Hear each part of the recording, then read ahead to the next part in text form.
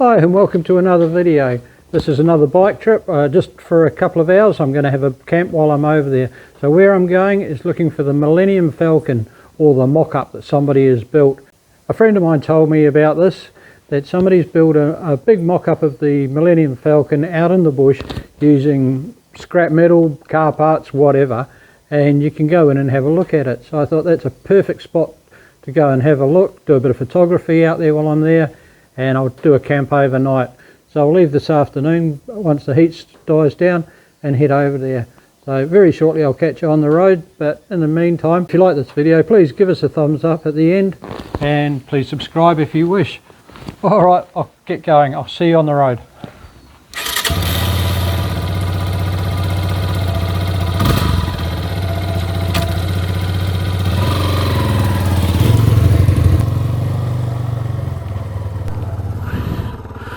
Right, we're off. It's about 1:30, so probably an hour or so to get over there. I don't want to get there too early, otherwise I'll set up camp and just sit there cooking. It's 31 degrees today. It wasn't supposed to be this hot, but you know, well, it is what it is. Bit of cloud in the sky, but not much. I've got all the vents on the jacket open. Hopefully I've got a signal over there so I can find the final location of this thing.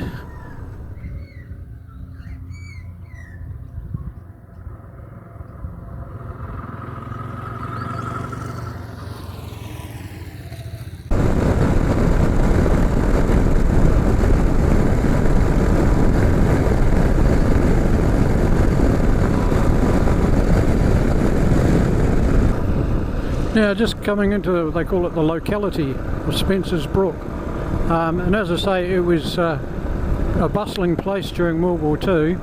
Out through here there was an airfield somewhere. Right, just coming over, that's the Great Eastern Highway up there that takes you over to the eastern states, and I'm heading out and cutting across to 2J Road the back way. It's quite a pleasant drive past. I don't know if you can see the view from here. When I get further down I'll put the drone up. Just coming through the gum trees, you can see the river valley in the distance. Absolutely magnificent. As I say, wildflowers are perfect. Come through here in wildflower season. Probably won't catch it on the camera, but right in the distance here, right down in the valley, there's a train going through. See if we can find somewhere to stop and put the drone up.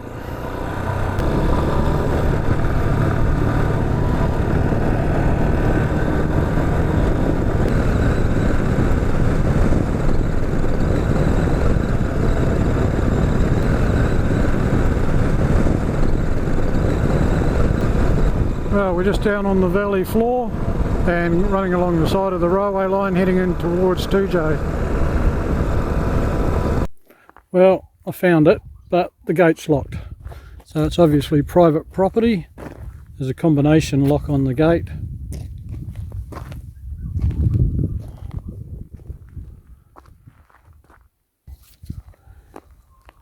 So, well, I've done it. Found it. Couldn't get in there with the gate locked, so next trick is to, well, at least I got the drone over and got to see it and got a couple of images of it, so that was cool. Now I've got to decide where I'm going to camp for the night, because I was hoping to camp next to it, and as I say, it's private property, so that's blown that. There is another place called Sapper's Camp, so I'm going to look at that down by the river, which will be dry, but it's a camp area.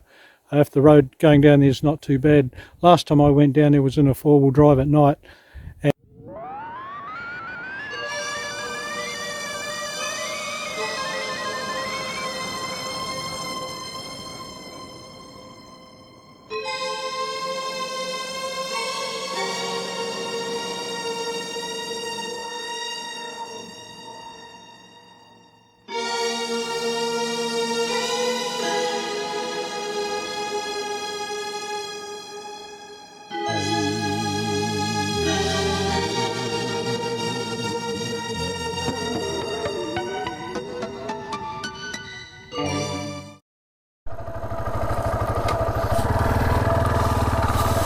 Oh, kangaroo. See if he goes across the track. Little one right next to me when I stopped. He's just in the bush there. Hope this is coming up on camera. He's just running alongside me. And he stopped. Yeah, the track's just got a little bit thin. I got to Beach Road and you have to keep going straight on ahead to stay on Plunkett. So it's closed in a little bit more. Now we're on Sappers Road now and heading downhill. Getting a little bit rougher all the time. It's hard with the shadows, you can't tell how big the dip is.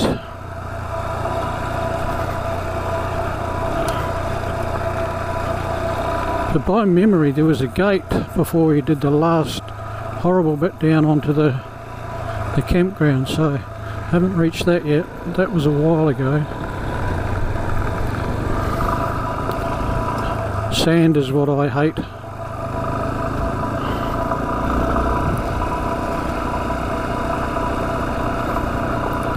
At least it's starting to cool off a little bit too, which is nice.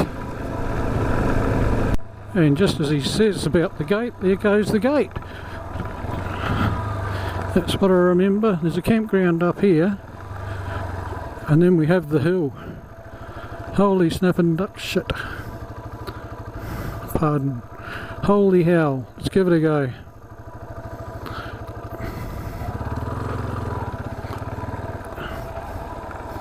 I think this will be first gear all the way down.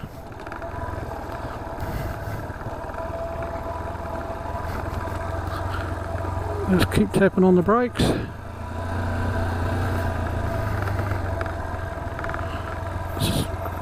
Some big ruts and runoffs. Oh damn, where am I going? You need to look where you want to ride. You start looking around, that's where you'll head. Then you're in deep brown stuff. It might not look it on the camera, but this is going downhill very quickly into the valley. And as I said, I've done this in a four-wheel drive. I've actually done it twice. Once with a four-wheel drive group, and that was at night. Then I came down here with my wife once, and everything was rolling off the dash. Oh, it's getting worse.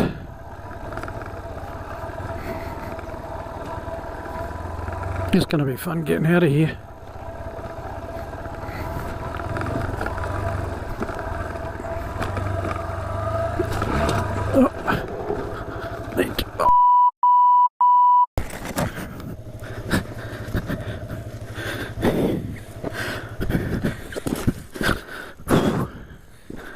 That's done it. Whew.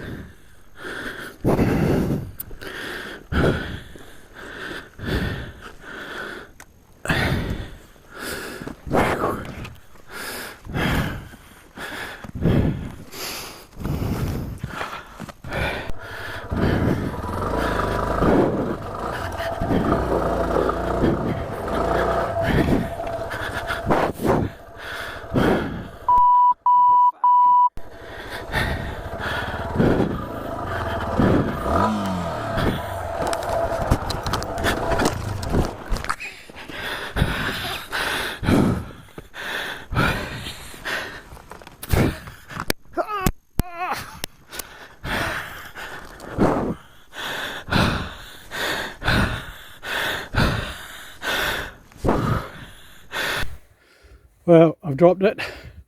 It's just got rougher and rougher. I'm even having trouble standing. So the big part is going to be getting the bike on this, back up this part. So let's give it a go. Well, I've got the bike down to a little bit of flat ground, which I'll need to ride it back up and pick my gear up. Won't be going any further. Still got to turn it around and get back up here. Put the helmet back on because the old head took a real bang that time.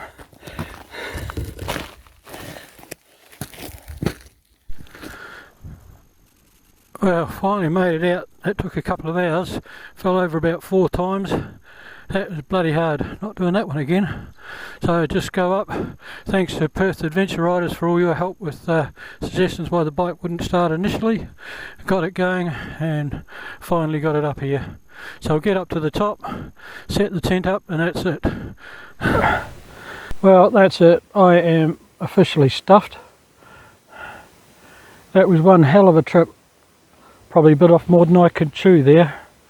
I shouldn't have really done it without somebody with me, and I was lucky that I had signal so I could get some help from the guys from the Perth Adventure Riders.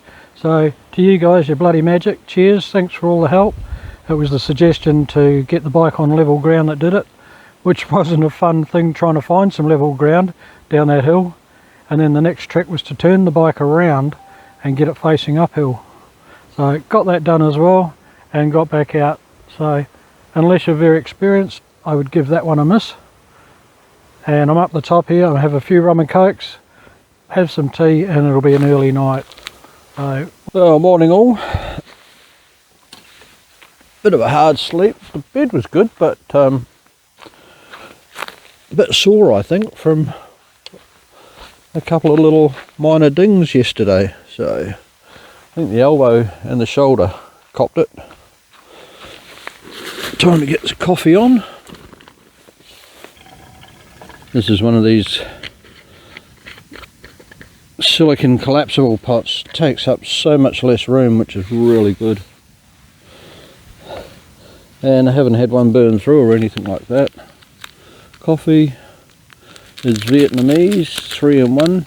It's great. I love the Vietnamese coffee. We went to Vietnam a few years ago with some mates and rode across to China and back. And yeah, just love these coffees. And it's good because it's got coffee, sugar and milk all in one, so you're not carrying extra stuff.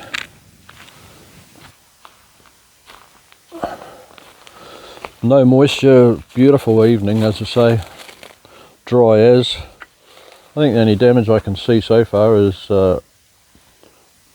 one indicator light or cover off the back.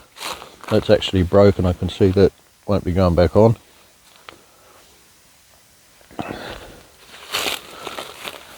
Front mudguard took a pounding, but that's alright. Bark busters, thank God for them. Oh shit. Spilled my coffee. I wanted the helmet.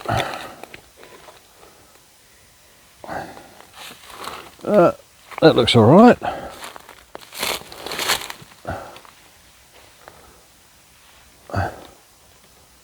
Yeah, helmet survived it. A couple of scratches there, good ones. Bit of a wall wound. Drone I'm using is the Maverick Mini 1, one of the first ones to come out, and still does great photos. Nice and light, easy to pack on just on the tank bag, so I can get it out anytime I need to. And I actually have the controller with the screen all set up on the handlebars, so that works great. So just wait for a signal.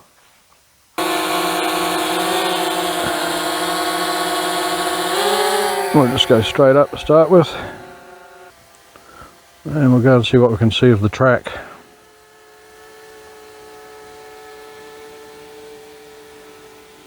So there's one that goes off to the side there as well.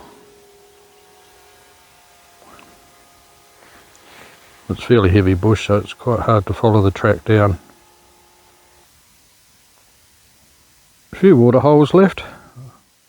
I don't think there'll be much chop. It hasn't been flowing for a while through summer. Not too bad. And over the other side is the railway line. So distance wise, I'm about 780, 800 metres away from me.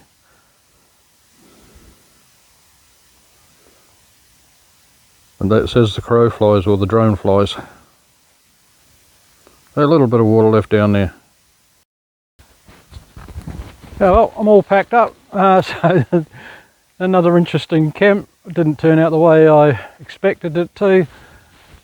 The Millennium Falcon I couldn't get in to see, but I got the drone shots. Then coming down the track here, I think I must have dropped it 3 or 4 times. A little bit sore, but got it out, and had some great help on the internet through Facebook and the Perth Adventure Riders.